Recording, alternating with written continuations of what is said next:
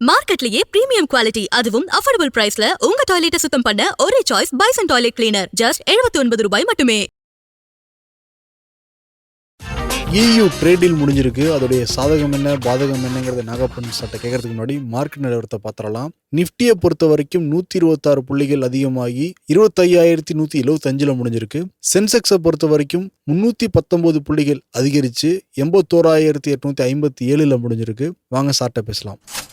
Sir வணக்கம். வணக்கம் CV. 3 நாள் கழிச்சு மார்க்கெட்டை பத்தி கூட பேசுறதுல ரொம்ப சந்தோஷம் சார். நிச்சயமா. இன்னைக்கு வந்து ட்ரிபிள் பாட்டம் இறங்கி ஏறி திருப்பி ஏறி இருக்கு. ஆமா. அதே மாதிரி அட்வான்ஸ் டிக்ளைன்லயும் ஒரு சின்ன டிஃபரன்ஸ் தான் தெரியுது. Advance 1632 decline 1566. ஆனா 52 ஹை லோல பெரிய டிஃபரன்ஸ் தெரியுது. ஹை 44, லோ வந்து 580. அப்பர் சர்க்கியூட் லோயர் சர்க்கியூட்ல அப்பர் சர்க்கியூட் 66, லோயர் சர்க்கியூட் 119. இந்த மார்க்கெட் எப்படி சார் புரிஞ்சுக்கிறது?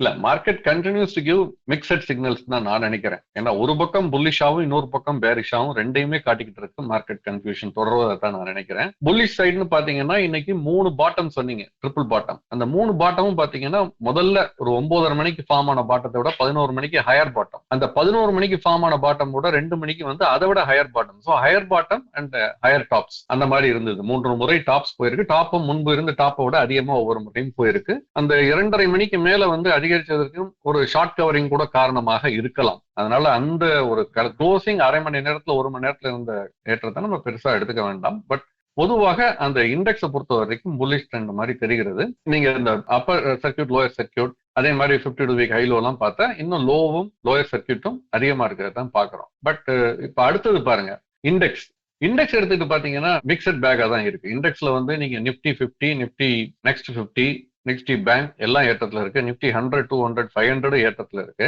செக்டார்ல எடுத்துக்கிட்டோம்னா ஆட்டோ செக்டார் கிட்டத்தட்ட 1% இறக்கத்துல, மீடியா 1.5% இறக்கத்துல, எஃப்எம்சிஜி 0.5% இறக்கத்துல, health care and consumer durables இறக்கத்துல. ஹெல்த் கேர்லாம் இதை தாண்டி மற்றது எல்லாமே ஏறி இருக்கு. மெட்டல் 3% ஏறி இருக்கு, உலகத்துறைக்கான குறியீடு. அது மாதிரி ஐடி துறை 1% ஏறி இருக்கு. வங்கித்துறை 1.25% ஏறி இருக்கு. சோ இப்ப இந்த பின்னணியில சென்செக்ஸை நம்ம பிரிச்சு பார்க்கலாம். சென்செக்ஸ் இன்னைக்கு 300 புள்ளிகளுக்கு மேல ஏறி இருக்குன்னா அந்த 400 புள்ளிகள் 450 புள்ளிகள் வந்து அதிகரிப்பதற்கு காரணம் என்ன அப்படின்னு பாத்தீங்கன்னா வங்கித்துறை பங்குகள். HDFC வங்கி 130 புள்ளிகளுக்கு மேல் சென்செக்ஸ் ஏறுவதற்கு காரணமாக அமைந்தது. ஆக்சிஸ் வங்கி 130 புள்ளிகளுக்கு மேல், ICICI வங்கி 120 புள்ளிகளுக்கு மேல், பாரத ஸ்டேட் வங்கி 80 புள்ளிகளுக்கு மேல். இது நாளையும் சேர்த்தீங்கனாலே உங்களுக்கு தெரியும், கணக்கு வந்து கிட்டத்தட்ட 400 புள்ளிகளுக்கு மேல வந்து சந்தை அதிகரிச்சிருக்கான காரணம் இதுதான். இது இல்ல, இந்த 4 வங்கித்துறை பங்குகளை ரிமூவ் பண்ணிட்டு பார்த்தாலும் சந்தை வந்து நெகட்டிவ்ல இருக்கும். ஓகே, குறியீடு வந்து நெகட்டிவ்ல இருக்கும். நம்ம அப்படி பார்க்க முடியாது. பட் நார்மலைசிங்ல நம்ம புரிந்து கொள்வதற்கு அதை பார்க்கிறோம். ஓகே, ஒன்று. 2வது என்ன பங்குகள் அதிகரிச்சது அப்படின்னு பாத்தீங்கன்னா அதானி குழும பங்குகள் எல்லாமே சென்ற வாரம் இறங்கினதை பார்த்தோம். அந்த SEC securities exchange commission America அவங்க வந்து கோர்ட்ல வந்து நோட்டீஸ் அனுப்புறதுக்கு உள்ள அந்த ஃபார்மாலிட்டிஸ் எல்லாம் ரெடி பண்ணிட்டு இருக்காங்க, அனுமதி கேட்டிருக்காங்க. அந்த செய்தி வந்த பிறகு 10% மேல வந்து பெரிய வீழ்ச்சியை சந்தித்தது பெரும்பாலான அதானி குழும பங்குகள். இன்னைக்கு சென்செக்ஸ்ல அதானி போர்ட்ஸ் இருக்கு, 4.5% ஏறி இருக்கு. அதே மாதிரி நிப்டி எடுத்துக்கிட்டு பாத்தீங்கன்னாலும் அதானி என்டர்பிரைசஸ் 5% ஏறி இருக்கு. அதானி போர்ட்ஸ் வந்து 4%க்கு மேல ஏறி இருக்கு. அதுக்கு அடுத்து நிப்டி நெக்ஸ்ட் 50 ஒரு குறியீடு இருக்கு. அடுத்த 50 பங்குகள் உள்ளது நிப்டி நெக்ஸ்ட் 50. அதுல வந்து அதானி சொல்யூஷன்ஸ் வந்து 4.5%, அதானி கிரீன் 3%க்கு மேல, அதானி பவர் 1%க்கு மேல, அம்புஜா சிமெண்ட் கிட்டத்தட்ட 2.5%. இப்படி பல பங்குகள் வந்து அதானி குழும பங்குகள் அதிகரிச்சிருக்கிறது இன்னொரு காரணம். சோ பொதுத்துறை தனியார் துறை வங்கிகள் அப்புறம் அதானி குழும பங்குகள் இதெல்லாம் அதிகரிச்சிருப்பது ஒரு காரணம். அது தவிர ஐடி பங்குகளும் அதிகரிச்சிருக்கு, ஐடி துறை சார்ந்த பங்குகள் அதிகரிச்சிருக்கிறத பாக்குறோம். இது வந்து பொதுவாக இந்த யூரோப்பியன் யூனியன் அந்த அக்ரிமெண்டினுடைய ஒரு பாசிட்டிவ் சென்டிமெண்ட்னு சொல்லலாம். நேரடியாக இல்லைனாலும் சென்டிமெண்ட் அது ஒரு காரணம். புல் பேக் ரேலின்னு சொல்லலாம். பட் 200-day மூவிங் ஆவரேஜ் கிட்ட தான் இன்னும் ஹோவரிங் அரௌண்ட். அது டெசிசிவா பிரேக் ஆகி மேல போல 25,300 தாண்டி இன்னும் போகல. சோ அதனால அந்த 25,300 தாண்டாத வரை நம்ம இன்னும் அடுத்த கட்ட புல்லிஷ் ட்ரெண்டுக்கு போயிட்டு தான் எடுத்துக்க முடியாது. பேரிஷ் ட்ரெண்ட் இல்ல, அவ்வளவுதான். இட்ஸ் மிக்சட் பேக் அப்படின்னு தான் நான் இதை பொறுத்த வரைக்கும் பாக்குறேன். யூரோப்பிய யூனியன் கூட ஃப்ரீ ட்ரேட் அக்ரிமெண்ட் முடிஞ்சிருக்கிறதா 2 தரப்பும் வந்து சொல்லியிருக்காங்க. இன்னைக்கு மதர் ஆஃப் ஆல் டீலும் குறிப்பிடுறாங்க. அதை இதுல சாதகம் என்ன சார், பாதகம் என்ன சார்?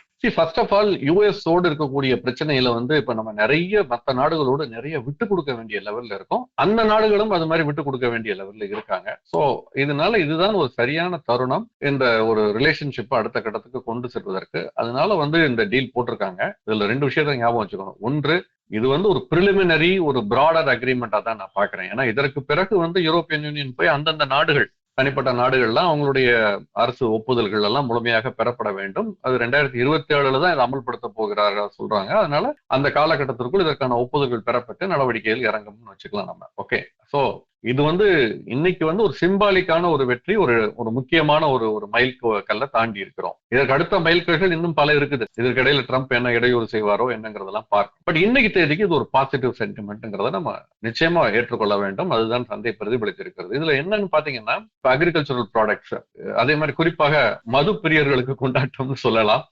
என்னன்னா வைன் டேரிஃப்ஸ், வைன் மீதான டேரிஃப் இந்தியாவில சூலா அந்த மாதிரி 1-2 பேர் பண்றாங்க. பட் ஹை குவாலிட்டி வைன்ஸ் இன்னமும் இறக்குமதி செய்யப்படுகிறது. அதுவும் குறிப்பா ஐரோப்பாவிலிருந்து ஆஸ்திரேலியால இருந்து வரக்கூடியது. அந்த மாதிரி பார்க்கும் பொழுது அதுல இந்த டேரிஃபை 150%ல இருந்து 75% குறைக்கிறதுக்கு, அப்புறம் ப்ராகிரசிவா பாத்தீங்கன்னா 20% வரைக்கும் கொண்டு வருவதற்கு வாய்ப்பு இருக்கு. இது இறக்குமதி தீர்வை. அப்புறம் லோக்கல் டாக்ஸஸ் மற்றதை பத்தி இது பேசல. இது இறக்குமதி தீர்வை, டேரிஃப் குறைக்கப்படும் அப்படின்னு சொல்லியிருக்காங்க. ஆலிவ் ஆயில், அது இன்னைக்கு ஹெல்த்துக்காக பெரிய அளவுல பயன்படுத்துகிறோம். அது ஒரு 45% இருக்குது. அடுத்த 5 ஆண்டுகளில் அது பூஜ்ஜியமாக்கப்படும், அந்த அளவுக்கு குறைக்கப்படும் அப்படிங்கிற அளவுக்கு ஒப்புக்கொண்டிருக்கிறார்கள். ஸோ இந்தியா விட்டு கொடுத்ததும் நிறைய இருக்கு, இந்தியா பெறப்போவதும் நிறைய இருக்கு அப்படிங்கிறாங்க. குறிப்பாக ஜவுளித்துறையில், டெக்ஸ்டைல் செக்டர், அதுல நிறைய நமக்கு பாசிட்டிவான அக்ரிமெண்ட்ஸ் எல்லாம் போட்டிருக்கதா சொல்றாங்க. அது போக பார்மா செக்டார்ல, பட் பார்மா செக்டார் இன்னைக்கு அதுக்கு ரியாக்ட் ஆகல. அதுக்கு வேற problem, US FDA inspection issue இருந்ததுனால, சிப்லா, சன்ஃபார்மா மேலாம் இருந்ததுனால அந்த செக்டார் கொஞ்சம் அடி வாங்குச்சு இன்னைக்கு. பட் மெயினா டெக்ஸ்டைல் செக்டார்ல இது பாசிட்டிவா இருக்கும்னு சொன்னாங்க. அதை தொடர்ந்து இன்னைக்கு பாத்தீங்கன்னா பல டெக்ஸ்டைல் செக்டார் குறித்த அந்த பங்குகள் எல்லாமே இன்னைக்கு விலை ஏற்றத்தில் முடிவடைந்ததை பார்த்தோம். நேரடியாக பெர்ல் குளோபலா இருக்கட்டும், Trident, Vardhman textile, Nitin spinners, Welspun, Gokul Das, Indo Count, இந்த மாதிரி பங்குகள், குறிப்பா தமிழ்நாட்டுல எடுத்துக்கிட்டீங்கன்னா கோயம்புத்தூர்ல இருக்கக்கூடிய KPR மில், இந்த நிறுவனத்துடைய பங்கு 850 ரூபாய்க்கு கீழே இருந்தது சென்ற வாரம். இன்னைக்கு 61 ரூபாய் அதிகரித்து 910 ரூபாய் தாண்டி முடிவடைஞ்சிருக்கு. 7%க்கு மேல அப்பா இருக்கு, ஏறி இருக்கு.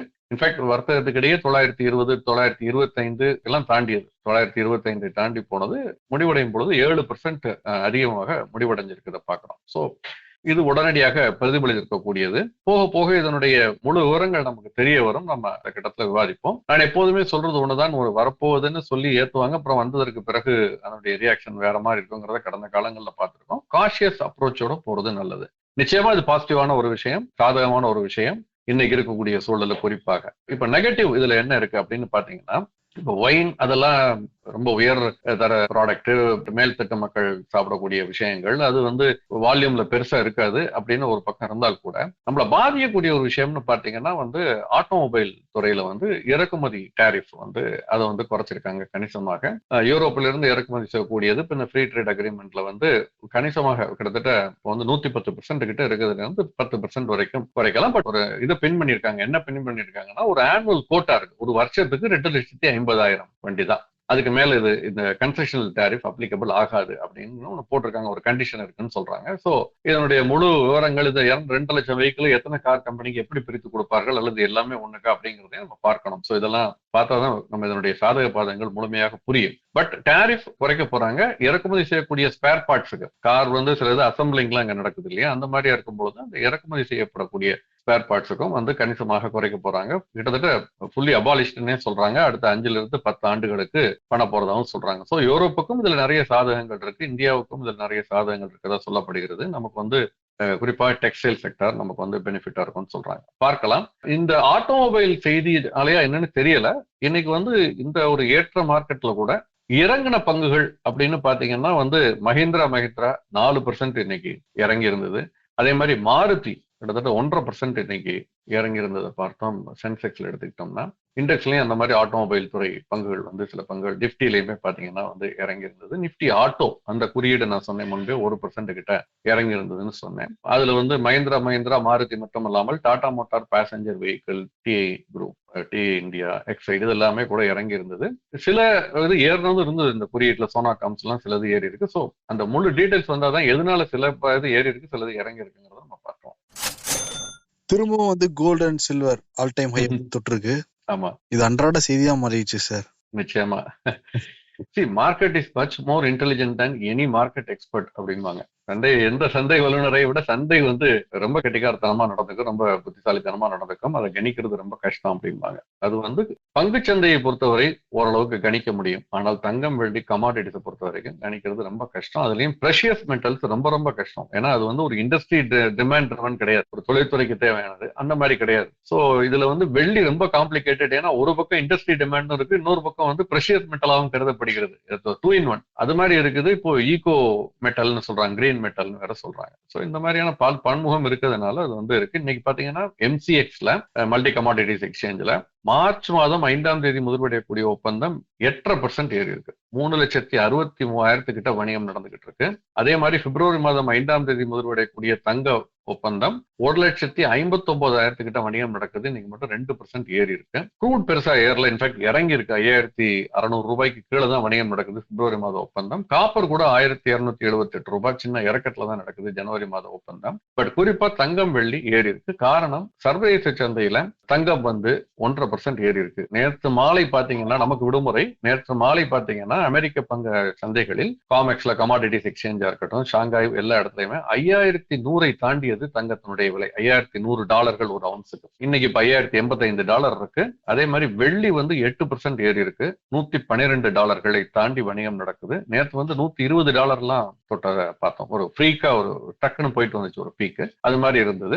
பட் லக்கிலி காப்பர் வந்து இன்னும் அந்த பழைய உச்சமான $6 தொடல 5.90 தான். இன்ஃபேக்ட் 2% இறங்கி இருக்கு. கச்சா எண்ணெய் வந்து பெரிய அளவுல ஏறல, பட் $60 மேல இருக்கு. மீண்டும் $61 அருகாமையில் சென்று கொண்டு இருக்கிறதுங்கிறத பார்க்கணும். ஏன்னா டாலர் ரூபாய் மாற்று விகிதம் வேற 91 ரூபாய்க்கு மேல இருக்கு. 91 ரூபாய் 99.25 கிட்ட இருக்கும் பொழுது கச்சாயினுடைய விலை ஏற ஆரம்பிக்குங்கிறது நமக்கு கொஞ்சம் கவலை அளிக்கக்கூடிய விஷயம். ஆஸ் ஆஃப் நோ பெரிய கவலை இல்லைனாலும் இது தொடர் ஏற்றத்துக்கு போனுச்சுன்னா நம்ம அதை தொடர்ந்து சொல்லிட்டு வரோம். இதை நம்ம கவனிச்சு பார்க்கணும். வெள்ளிக்கிழமை ஈவினிங்க்கு மேலதான் வந்து இந்த டாலர் கையிருப்பு எவ்வளவுங்கிற தகவல்லாம் வெளியாகும். நம்ம ஷோ அதுக்கு முன்னாடி பண்ணி முடிச்சிட்டோம் சார். ஆமா, இப்ப கரன்சி ரெக்கவர் ஆயிடுச்சு அப்படின்லாம் சொல்றாங்க. என்ன சார் காரணம்? கரெக்ட். இன்னைக்கு பாத்தீங்கன்னா ஆக்சுவலா ருபி கொஞ்சம் ரெக்கவர் ஆயிருக்கு, அது உண்மை. இன்டர்நேஷனல் மார்க்கெட்ல பாத்தீங்கன்னா யுஎஸ் டாலர் இண்டெக்ஸ்ல வந்து இறங்கி இருக்கு. $97 கீழே வந்திருக்கு. கொஞ்சம் சின்ன இறக்கம். 97 கீழே 96.89 வந்திருக்கு. நீண்ட நாட்களுக்கு பிறகு டாலருடைய வீக்னஸ் கொஞ்சம் தெரிய ஆரம்பிக்குது. அதனுடைய தாக்கம் கூட இருக்கலாம். இங்க வந்து பாத்தீங்கன்னா ஒரு 15 பைசா இறங்கி இருக்கு. 91 ரூபாய் 71 பைசா கிட்ட இருக்கு டாலர் பாத்தீங்கன்னா. அதே மாதிரி ஆனா பிரிட்டிஷ் பவுண்ட் பெரிய அளவுல இறங்கல. 125.67 இருக்கு. இன்ஃபேக்ட் அது வந்து ஏறி இருக்கு. ₹1.42 ஏறி இருக்கு. யூரோவுமே 95 பைசா ஏறி இருக்கு. 108.90. பிரிட்டிஷ் பவுண்ட் ஏறி இருக்கிறது மாதிரி யூரோ ஏறி இருக்கு. ஜாப்பனீஸ் எண்ணுமே ஏறி இருக்கு. ஸோ மூன்றுமே ஏறி இருக்கு. ரூபாய் வந்து ஒரு பெரிய அளவுல ரெக்கவர் ஆகலைனாலும் பெரிய வீழ்ச்சியை சந்திக்காமல் இருப்பதற்கு நீங்க சொன்ன இந்த அந்நிய செலாவணி கையிருப்பு குறித்த புள்ளி விவரங்கள் ஒரு முக்கியமான காரணமா இருக்கலாம். ஜனவரி 16ஆம் தேதியோடு முடிவடைந்த அந்த வாரத்துல அந்நிய செலாவணி கையிருப்பு எவ்வளவு இருந்தது அப்படிங்கிற ஒரு தகவலை சென்ற வெள்ளி என்று நம்ம சந்தை முடிவடைந்த பிறகு மத்திய ரிசர்வ் வங்கி வெளியிட்டது.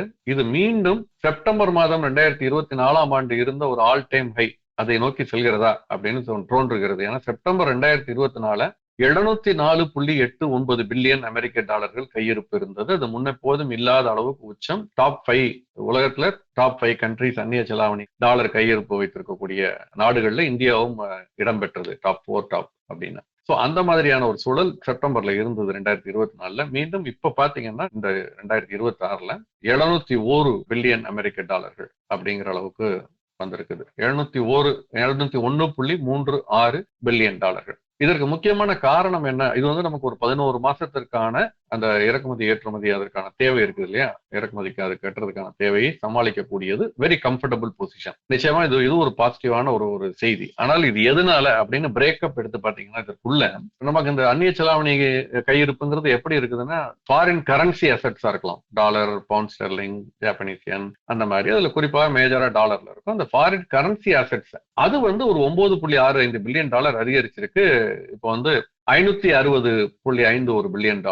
ஓகே, இந்த $560.51 பில்லியன் வந்து இட் இன்க்ளூட்ஸ் அந்த $9.5 பில்லியன் அதிகரிச்சிருக்கு.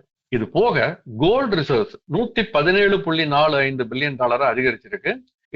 இதுக்கு முன்பு இருந்ததை விட $4.63 பில்லியன் அதிகம். இதுக்கு முந்தைய வாரம் நம்ம ஜனவரி 9 நினைக்கிறேன் அதற்கான புள்ளிவிவரம் வெளியானது. அதை விட அதிகமா இருக்குது ப்ரீவியஸ் வீக்கை விட. சோ தங்கம் மதிப்பு உயர்ந்ததும் நம்முடைய அந்நிய செலாவணி கையிருப்பு அதிகரித்திருப்பதற்கு இன்னொரு காரணம் நான் நினைக்கிறேன். தங்கத்தினுடைய விலை அதிகரிக்க அதுவும் நம்முடைய அந்நிய செலாவணி கையிருப்பில் ஒரு ஒரு பாசிட்டிவான ஒரு தாக்கத்தை ஏற்படுத்தும். ஸோ நிச்சயமா இது ரெண்டுமே நமக்கு இருக்குது. இந்த டாலருடைய மதிப்பு ஒரு பக்கம் உயர்ந்து கொண்டிருந்த பொழுது கவலைக்கக்கூடிய இருந்த அந்த செய்திக்கு இது வந்து பாசிட்டிவான செய்தி. ஸோ 2 பாசிட்டிவான செய்தி.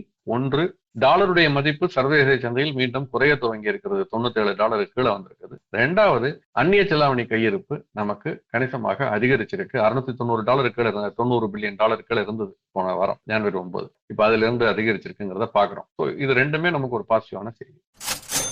Q3 முடிவுகள் தொடர்ந்து வந்து பாத்துக்கிட்டு இருக்கோம். ஆமா. Tata consumer products, Asian paints எல்லாம் வந்திருக்கு. அதோட முடிவுலாம் எப்படி சார் இருக்கு? டாடா கன்சியூமர் ப்ராடக்ட்டை பொறுத்த வரைக்கும் வந்து இதற்கு முந்தைய ஆண்டு இதே காலாண்டை விட நிகர லாபம் 38% அதிகரிச்சிருக்கு. ரெவென்யூ 15% தான் அதிகரிச்சிருக்கு. ஆனா லாபம் அதிகரிச்சிருக்கு. முக்கியமாக அவர்கள் அதுக்கு செலவுகளை கட்டுப்படுத்தி மார்ஜின் இன்க்ரீஸ் பண்ணிருக்கோம்னு சொல்றாங்க. இது வந்து ஒரு காரணம். இந்த தகவல் வெளியான பிறகு அந்த நிறுவனத்துடைய பங்கினுடைய விலை 3% கிட்ட இன்னைக்கு ஏறினுச்சு. ₹36 அதிகரித்து ₹1190 கிட்ட முடிவடைஞ்சது. அடுத்தது முருகப்பா குழுமத்தை சேர்ந்தது சிஜி பவர். இவங்களுமே ஆக்சுவலா முடிவு வந்து நல்ல முடிவு தான். அவங்களுடைய காலாண்டு முடிவுகள்லாம் வந்து ஒன்றும் தவறு சொல்ல முடியாது. நீங்க நிகர லாபம் எல்லாம் பாத்தீங்கன்னாலே வந்து பெட்டரா தான் இருக்குது. ஓகே, 284 கோடி அப்படின்னு. ஆனால் சந்தை எதிர்பார்த்ததை விட அது குறைவா இருந்தது அப்படின்னு. இப்ப இயர் ஆன் இயர் பேசிஸ் பார்த்தா 19% அதிகரிச்சு 237 கோடி. ரெவென்யூ 26% அதிகரிச்சிருக்கு 2515 கோடி. பட் ஆனால் கூட பங்கினுடைய விலை குறைந்தது. இன்னைக்கு வணிகத்துல வந்து பாத்தீங்கன்னா ஒரு 2.5% குறைஞ்சது. ₹13.60 குறைஞ்சு ₹535 அருகாமையில் இருந்தது. சந்தையினுடைய எதிர்பார்ப்பு அதிகமா இருந்தது. அதனால அந்த அளவுக்கு அதை மீட் பண்ணலன்னு சொல்றாங்க. பார்க்கலாம் எப்படி இருக்குன்னு. ஏசியன் பெயிண்ட்ஸ் அதை பொறுத்த வரைக்கும் வந்து அவங்களுடைய நிகர லாபம் ஒரு 4% குறைஞ்சிருக்குது. 1060 கோடி லாபம். ரெவென்யூ அதிகரிச்சிருக்கு, ஆனால் லாபம் குறைஞ்சிருக்கு. ஸோ இது கொஞ்சம் கவனிக்க வேண்டிய ஒரு விஷயம். இதை தொடர்ந்து அந்த பங்கினுடைய விலையில அதனுடைய தாக்கத்தை பார்க்க முடிந்தது. கிட்டத்தட்ட 2.25% இன்னைக்கு இறங்கி இருந்தது. ₹75 இறங்கி 2628 முடிவடைந்திருந்தது. மேலும் பல முடிவுகள் வந்துகிட்டு இருக்கு. நம்ம வர பார்க்கலாம். சிறப்புங்க சார். டீட்டெயிலா பல விஷயங்கள் எங்க கூட ஷேர் பண்ணிக்கிட்டீங்க. நன்றி சார். நன்றி.